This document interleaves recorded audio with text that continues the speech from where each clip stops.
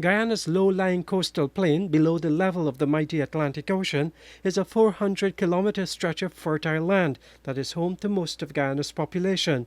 Nearly all the major agricultural and industrial activities are also on the coast, so barricading it from the ocean has always been a top priority, and the European Union, the EU, has historically supported Guyana's sea defense strategy, from building new stretches of concrete seawall, fixing up old ones, and protecting indigenous mangroves.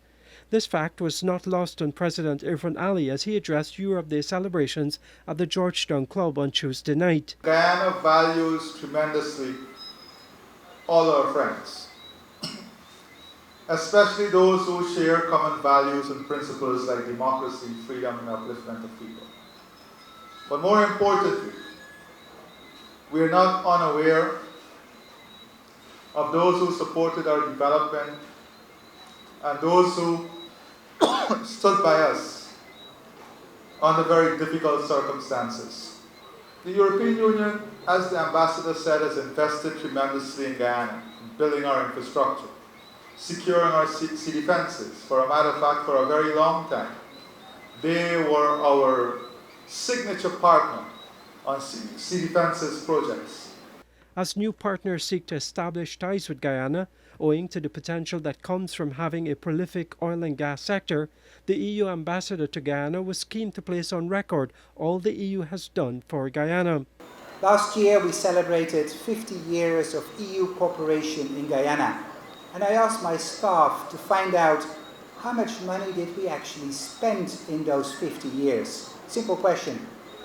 Well, that was actually a very difficult question, and it required them to go into the dungeons of the Commission buildings in Brussels, but they produced a figure. The EU has spent over that period €500 million. That is more than 100 billion Guyanese dollars. Guyana has many new friends now, but we are proud that the European Union was also here when Guyana was less fortunate and needed all the support it could get. From that not-so-subtle reminder of who has backed Guyana in the years when it did not have the bounty of partners to choose from, the ambassador went on to read out a list.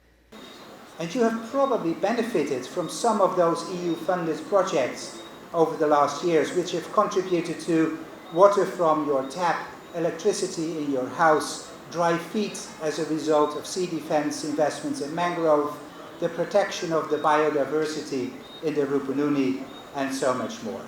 For Guyana, President Ali indicated the relationship with the EU is expanding.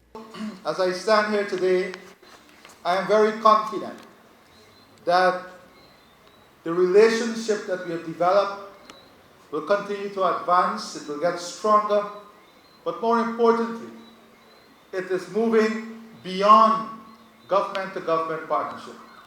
We're seeing more and more people-to-people partnership.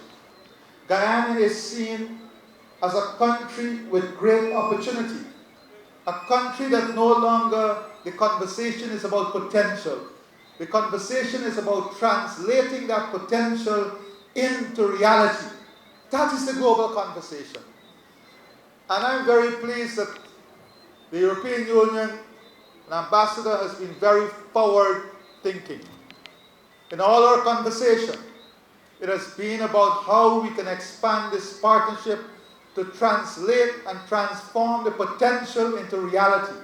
The EU's new program for Guyana focuses on sustainable development with a strong emphasis, the ambassador said, on the forest, the savanna and biodiversity. Reporting for the newsroom, I'm Neil Marks.